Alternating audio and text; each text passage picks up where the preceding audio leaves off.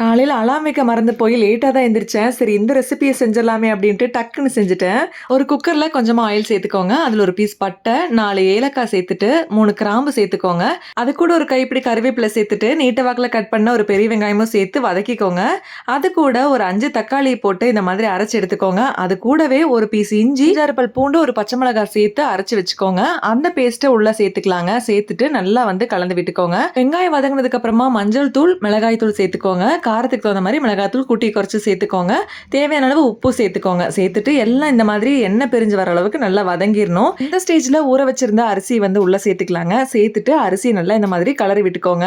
நீங்க எப்பவுமே சாதம் வைக்கிறதுக்கு எவ்வளவு தண்ணி சேர்த்துவீங்களோ அந்த அளவு தண்ணி சேர்த்துட்டு சின்ன சின்னதா கட் பண்ண மல்லி இலை கருவேப்பிலையை கொஞ்சம் சேர்த்துக்கலாங்க. சேர்த்துட்டு ஒரு 3 விசில் விட்டு எடுத்தீங்க அப்படின்னா சூப்பரா நல்ல உதிரி உதிரியா நல்ல கமகமன்னு வாசனையோட தக்காளி குஸ்கா சூப்பரா ரெடி ஆகிடும். இது கூட உங்களுக்கு பிடிச்ச சைட் டிஷ்ஷை நீங்க வச்சு என்ஜாய் பண்ணலாம். நான் உருளைக்கிழங்கு பொரியல் வச்சு லஞ்ச் பேக் பண்ணி அனுப்பிட்டேன். பாய்.